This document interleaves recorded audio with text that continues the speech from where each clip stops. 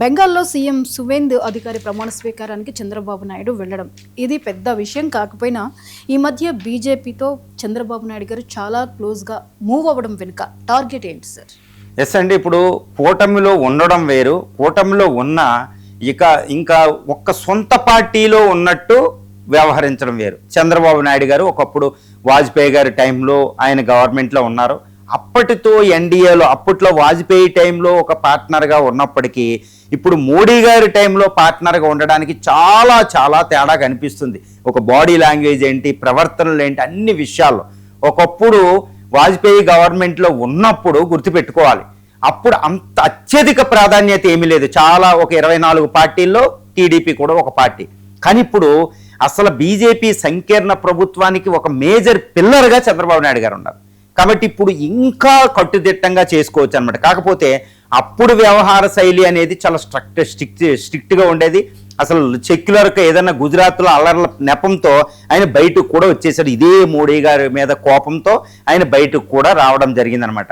కానీ ఇప్పుడు మనం చూస్తే చంద్రబాబు నాయుడు గారు అసలు బీజేపీ పార్టీలోనే ఒక భాగమా అన్నట్టు ఆయన ఫ్రెండ్షిప్ ఉంది. అంటే ఆంధ్రప్రదేశ్కి ఎన్నో అవసరాలు ఉన్నాయి కాబట్టి వాటి తీర్చుకోవడానికి అనొచ్చు, ఏదైనా అనొచ్చు అనమాట. కాకపోతే ఇక్కడ బాబు గారు ఒక senior most political leader of our country, చాలా సీనియర్ సిటిజన్, ఎంతో అనుభవం, సుమారు 46 నుంచి 50 సంవత్సరాల రాజకీయ అనుభవం ఉంది. ఒక రకంగా చెప్పాలంటే మోడీ గారి కంటే సీనియర్ మోస్ట్, అమిత్ షా గారి కంటే సీనియర్ మోస్ట్. మరి ఇలాంటి ఆయన ఏదైనా ఒక పని చేస్తే దాని వెనకాల ఎంతో నర్భగర్భంగా ఎంతో లోతైన ఒక విషయం ఉంటుంది, ఒక టార్గెట్ ఉంటుంది. మరి ఇక్కడ చంద్రబాబు నాయుడు గారి టార్గెట్ చేయలేదు. ఏదో సువేందు అధికారి ప్రమాణ స్వీకారానికి అందరు ఎన్డీఏ చీఫ్ మినిస్టర్లని ఆహ్వానించారు కాబట్టి ఇది వెళ్ళడం అనేది అన్యూజువల్ ఏం కాదు, సాధారణంగా జరిగేదే. కాకపోతే ఈ బీజేపీ అధికారంలోకి ఇప్పుడు మోడీ గారు సంకీర్ణ యుగం మొదలైన తర్వాత మనం చూడగలిగితే ఒక్క విషయాన్ని జాగ్రత్తగా గమనించండి. అది ఏంటి అంటే అక్కడ ప్రతి విషయంలో మోడీ గవర్నమెంట్తో చాలా కీలకంగా వ్యవహరిస్తున్నారు. ఈవెన్ సౌత్ ఇండియాకి నష్టం జరిగిద్దని సౌత్ ఇండియాలో అన్ని పొలిటికల్ పార్టీలు మాట్లాడిన డీలిమిటేషన్కి సపోర్ట్ చేయడం, ఉమెన్ రిజర్వేషన్లో కొన్ని ఓబీసీలకి ఇది లేకపోయినా ఆయన సపోర్ట్ చేయడం, అంటే బీజేపీ ఏ నిర్ణయం తీసుకుని ఒక బీజేపీలో ఒక అంతర్భాగంగా చేసినట్టే ఆయన సపోర్ట్ చేస్తున్నారు. మరి ఏంటి అంటే ఎస్ అండి, నాకు తెలిసినంత వరకు ఆయనకు ఒక క్లియర్ కట్ టార్గెట్ ఉంది. ఏంటి ఆ టార్గెట్ అంటే ఒకటి గుర్తుపెట్టుకోవాలి, బీజేపీ ఏం చేస్తుంది అంటే బీజేపీలో ఇప్పుడు సంకీర్ణ యుగంలో కూటమి అనేది ఒక ప్రధాన భాగస్వామ్యం అయిన అపోజిషన్, ఏపీలో అపోజిషన్ పార్టీ వైసీపీతో బీజేపీ సంబంధాలు అలాగే ఉంచుకుంటుంది.